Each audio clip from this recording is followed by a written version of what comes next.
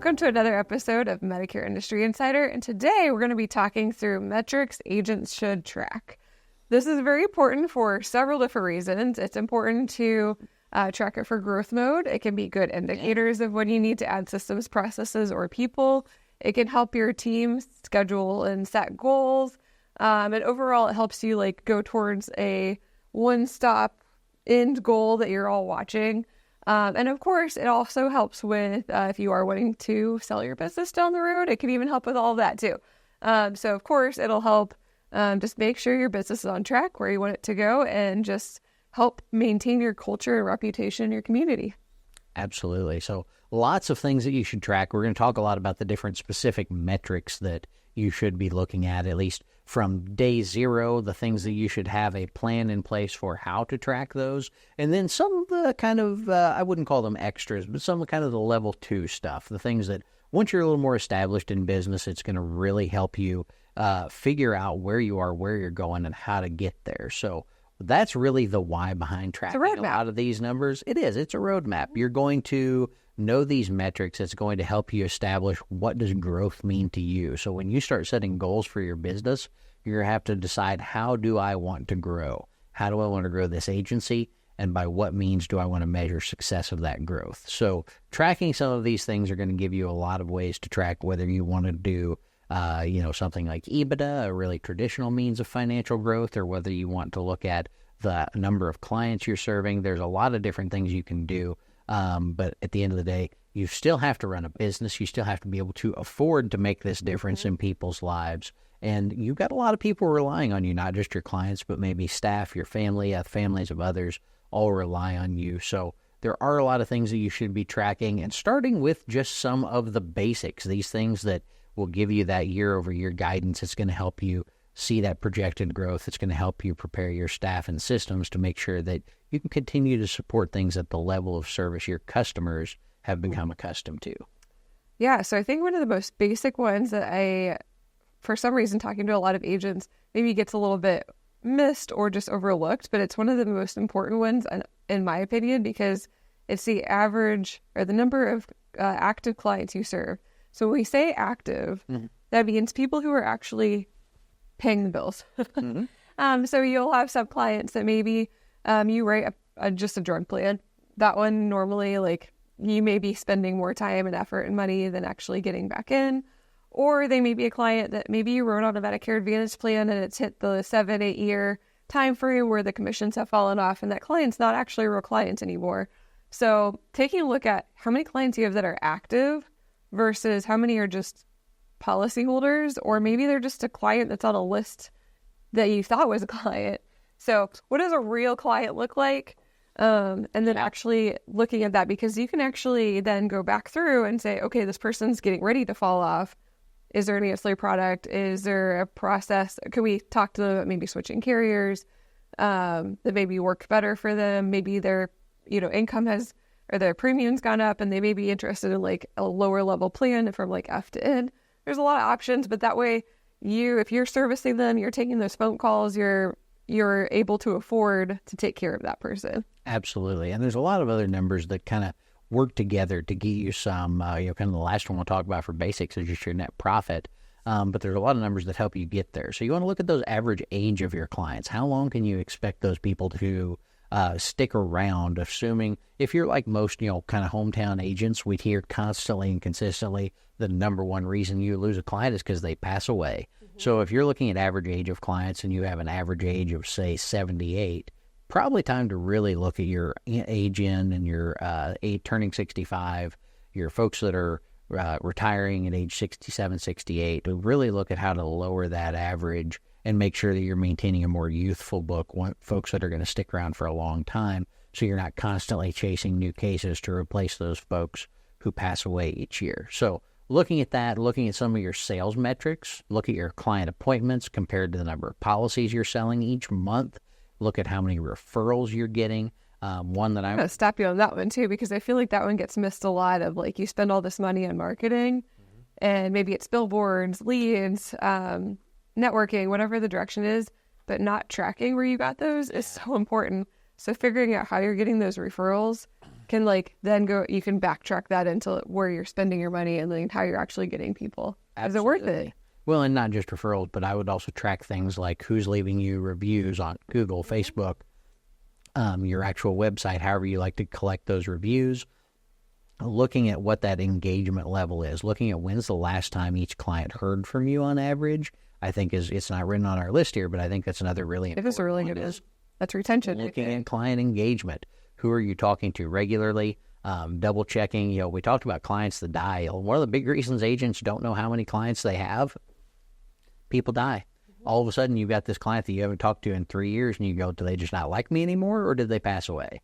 Especially if you have a carrier that doesn't notify you automatically, if you're not tracking commissions really closely on a case-by-case basis, especially once you get to, if you've got 1,000, 1,500, couple thousand clients, it's really hard to get that granular unless you have a really good system to do so. So making sure you're keeping an eye on that. One last metric on this basic tracking is looking at, and I would combine a couple of these. I would combine this last one I'm going to mention, the average time that a client appointment lasts. And I would even break that into a couple categories, a new to Medicare versus a renewal. So a new client appointment versus just an annual meeting, so to speak. And I would really specifically looking at that number, how long it takes you to sell a policy. So looking at, say, core products and ancillary products. So you get your MedSup, your MA, you've got your hospital indemnity, your cancer, if you offer life insurance, and look at the actual amount of time it takes you to sell each of those products. So if you have a 1-hour meeting and you only get one product out of it, one product per hour.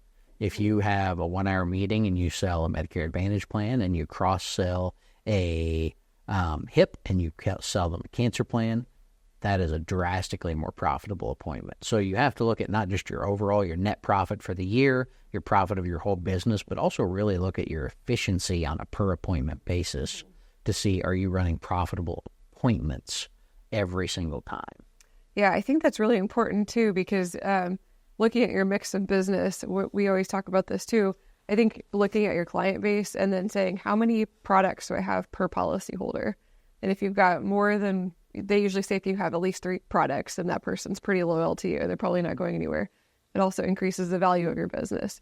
So looking at your mix of business and actually how many, so mix of business meaning is it mostly MedSups? Is it an Advantage? That's going to drastically change, if a carrier takes a giant rate increase or maybe a Medicare Advantage plan pulls out of the market of your county or whatever, that's going to drastically mean how many people you're going to see in the next AEP or in front because that carrier took an increase. So it's kind of like a stock portfolio. You're looking at how do I diversify so that I can mitigate risk? Absolutely. So if you aren't looking at those things, it's important.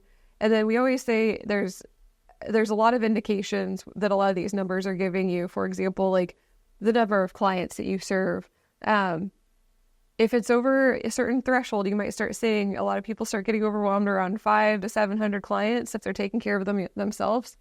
That's usually an indication that oh shoot, I need to either change my systems or I need to add a person. Yep. And if you're not watching that and you're starting to get closer and closer and it's creeping up there, then the only way that you know that you need to have that discussion of adding a person is just the way you feel. And unfortunately, I think that's a lot of how people judge that they need to start changing their systems, processes, or people because they're getting overwhelmed and stressed versus if they had looked at their client base and watched that number, they could have gone, oh, I'm actually getting to a point where I probably should start hiring people. And then, of course, as we go through all these numbers, we just talked about, they can lead to other things. Is it changing your culture? Maybe you're breaking promises. Maybe you're not able to hit all the clients that you normally would have the way you normally did them.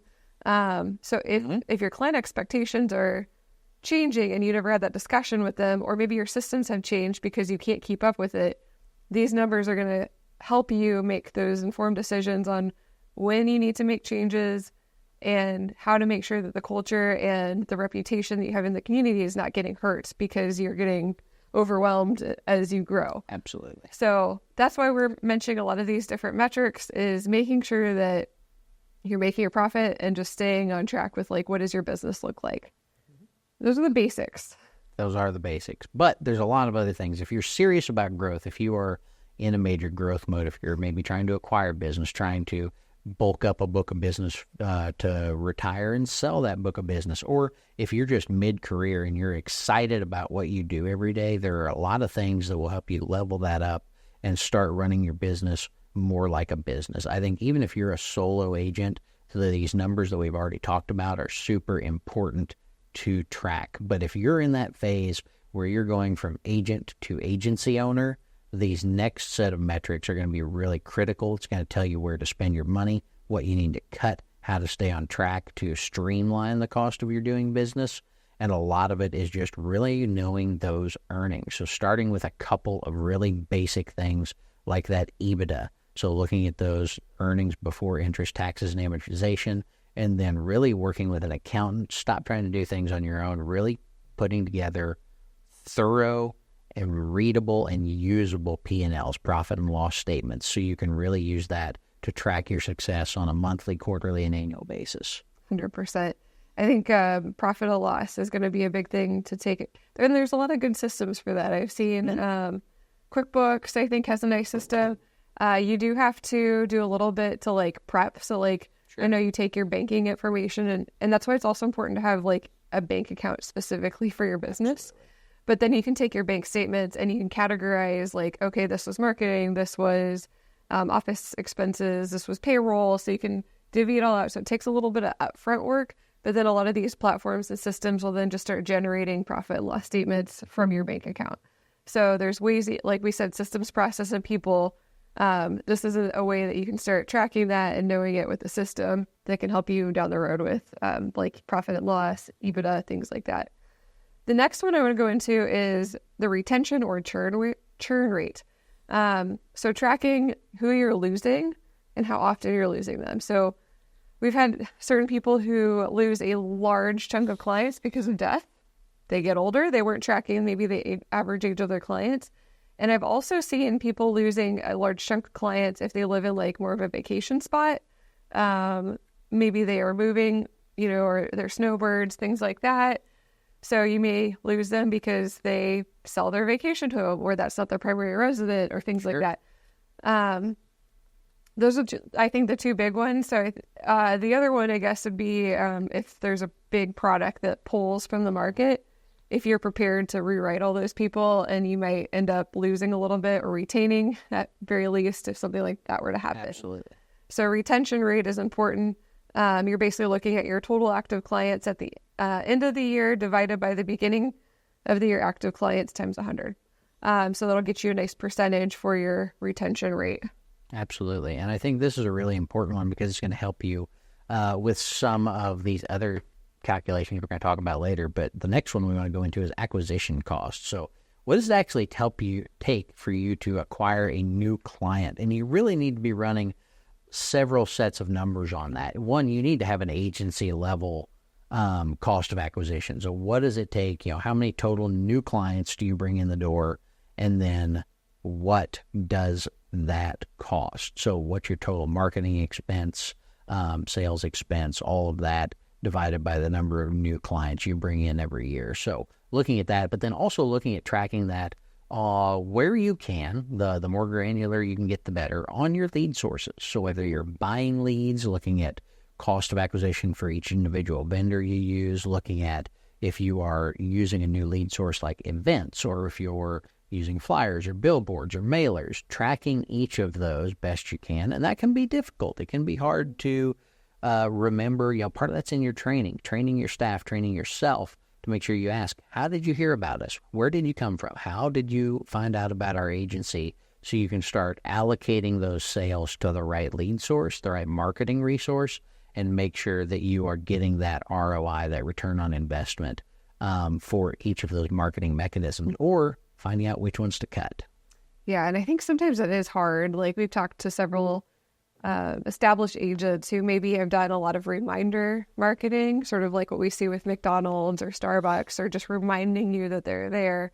You can't really say like, oh, this particular ad made me want to come see you. If you're kind of a staple in the community, you're going to run into that. So I think it is hard if you are doing a lot of drip marketing, and sometimes it takes like the second or third piece or billboard or call or event that you do before that person's like, I should use them.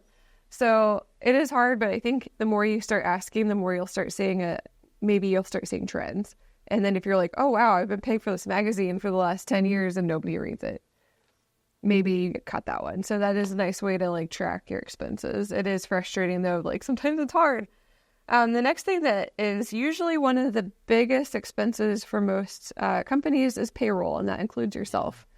So tracking basically payroll, but also making sure that people are earning fair wages basically for what they do. So there's a lot of factors that go into that. Obviously, you're looking at federal requirements in terms of what minimum wage is, if they're hourly, and salary. There's definitely been some changes on that are coming up July 2024 and also January 1st, 2025, changing the basic salary for the lowest salary that a salary person can get. But from there, going through, like, are they earning what you're paying them? Are they maybe not working? Maybe you're paying them even when they're not working. Sure. We've seen agents do that just because they feel guilty and they want to keep this person employed and keep them happy. But that's not a good investment as a business owner. So tracking through, like, is this person worth having? And then in addition to that, you want to look at two other numbers, which would be cost per hire and turnover rate. So cost per hire would be the actual recruiting of this person. And then the turnover rate would be how often are you losing a person? And what is your overall return? Are they sticking with you for a long time? Do your employees stay very loyal to you? Or are they leaving, within 2 months? That's a lot of training, effort, money, time. Absolutely.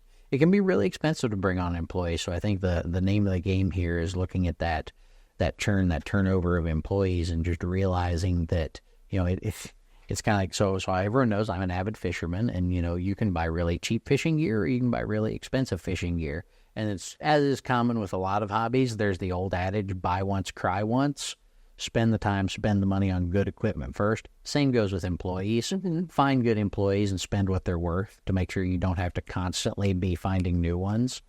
It's exactly the same comes thing. Into play with that. Absolutely. So, if you're wanting more of the churn and burn, maybe temp people, like maybe it is a lower pay, but if you're wanting someone who's incredibly loyal, who's going to stick with you for a while, what'd you say? Buy once, cry once. Buy once, cry once. I like that. Absolutely. It applies to employees too. And I think the next big thing is just having a good system to track and store your records for compliance. So whether that's your scopes, your call recordings, if you've got complaints that you need to track and store, CMS approval of lead sources, just all of that data that we have to keep, not just for compliance, but all the data we keep in general, having a good system to track that, tracking your costs of storing that data, tracking how often you access it, and then for things like HIPAA-protected data and data that we're required to keep for a certain amount of time, making sure that you have a good system to track when you should be getting rid of or destroying some of that data to reduce your exposure from, say, a cyber attack or from any other kind of data incident. Yeah, absolutely. And those, we've mentioned this on a previous episode, but those are, violating, compliance violations can be something that they can be pulled from the past, so you've got to keep it. But also, if you ever transition your agency to a new owner, they are also liable to have all that. So just good systems to track and keep all of those compliance requirements that are coming up. The next one is key performance indicators. I like these because they're like micro goals from your very big goal that you have that the whole team can kind of drive towards, or if it's just you, then it's bite-sized pieces of how to get to your big goal. So key performance indicators, you want to keep it semi-short so that they're just quick and easy things that you can think about, but you could use a lot of the basic tracking that we talked about and create goals around that. Like maybe you're looking at how many clients got retention. You could be looking at let's look at retention. We want to keep this many clients. Maybe it's applications you rate that month, which is a pretty easy number you can be tracking. But it's little bite-sized goals to get to your big goal, which might be a certain production level. Maybe it's a number of clients. And that actually, I'll bring that up too, because we've run into that where sometimes the production that someone is wanting, or the bottom line, their income that they're wanting, does not match up to how many apps they're actually writing. So making sure that definitely doesn't always match up with profitability. Yes. API is a really horrible horrible indicator of profitability because if you just have to move folks from one carrier to another, that doesn't make you any money. That costs you time. So looking at that, and I think this is a really important point on KPIs, that if you're setting big goals at the agency level, you have to be looking at what are the individual steps I need to take to reach that goal, and those are what your KPIs need to be focused around. So I see a lot of agents constantly that misalign their goals with their day-to-day activity. 100%. They want to do that more than absolutely. But yeah, I think having a big goal, and big goals can be things that are like almost, we always call it big, hairy, audacious goals, or BHAGs. So something that like is so scary that you're like, oh my gosh, maybe it's like I want to double my production in the next 2 years or something like that, which sounds very scary because that means you've got to, in 2 years, double your staff, maybe make better, efficient systems. Maybe you're doing more marketing. So there's a lot of like expenses and people and things that might change. But if that's your BHAG, then looking back of like, okay, what do we need to do to get there? Well, and I think, and that's a KPI. And again, just understanding what you're saying, because you mentioned doubling, and I think not a lot of agents will sit down with someone like us to do a strategy meeting or set some goals, which we do all the time. And almost no one tells us, I want to double my business. But what almost every agent will do is they'll sit down and they'll say, well, I want to grow, 15% every year. So what they are telling you is they want to double their business in 5 years. Yep. But they don't realize that. So I think that's the other thing, is realizing what you're saying. If you say, I want to grow 10% every year, what you're saying is, I want my business to be twice the size it is today in 7 years, and realizing that that's what you're actually planning towards. So even if your goal is only 10%, it can be a very big goal, and it means big changes for your business. So first of all, understanding what the goals you're setting actually mean. And then anytime an agent tells me, I want to grow by 10%, the first thing I always ask is 10% of what? So again, that's where it comes into EBITDA, clients, production, profit. And and I want to be super clear, there's no wrong answer. Like whatever's most important to you, the way you like to track that growth, that's the one you should use for sure. But just understand that there's very different things that get you to each of those, and understanding how to track all of that. Yeah, and then I think the last thing is, you had mentioned reviews prior, but it's always a fun thing to do because it helps kind of create a reputation in your community. If you're asking for referrals, I'm one of those people that on Amazon, if I'm looking at something to purchase, I'm looking at all the star ratings, I'm looking at people's comments or reviews. We're in that era. You just want to hear from other people what they say about that person, and you don't want to just rely on a website. So if you could add any sort of referral type things, like getting their testimonials, or there's a lot of companies that you can reach out to get a net promoter score or an NPS, and that's basically how you're determined, how people view you in the industry. Anything, it starts with a 0, and anything below 0 all the way down to 100, and then they've got 0 all the way up to over 100. So if you have 100, then you're like really, really good, all the way down to like, and I would say having anything in like the 50s or 60s is phenomenal. But if you can get it higher than that, that shows even more. So I think Net Promoter Score is getting more and more used in our industry. Yeah. So lots of numbers to look at, lots of reasons to track all of these numbers, and I think the biggest thing is just start today. Whether you're stuck at the basics and going, man, I'm 3 years into this business and I haven't been tracking any of this and need to start from ground zero, or whether you're saying, I'm really struggling to get to that next level I want to be at and I don't know why. In a lot of cases, numbers is the answer. So what I hope you take away from this is there is a way to find out where you're at and where you want to be and how to get there. These metrics will help you do that. So as you look at tracking this to make those informed decisions, one, reach out. You mean I shouldn't just say like, oh, I'm overwhelmed, or... Yeah, absolutely. I think this is working because I keep hearing it over and over. Absolutely. Like, it takes the guesswork out of the next steps of your organization and growth, besides just getting to the point where you are overwhelmed or you are spending way too much money on maybe a marketing piece that isn't getting any traction. So there's a lot of direction. Numbers tell stories, and a lot of the numbers and stories that they tell are things that you're probably already feeling. Absolutely. So with that, we'll leave you all until the next episode. If you need help with any of this, of course, reach out to someone that you trust to help you get your mind wrapped around these numbers, look for what you can do to enable your business to get to that next level by looking at the data that you already have in front of you. And we'll see you on the next episode.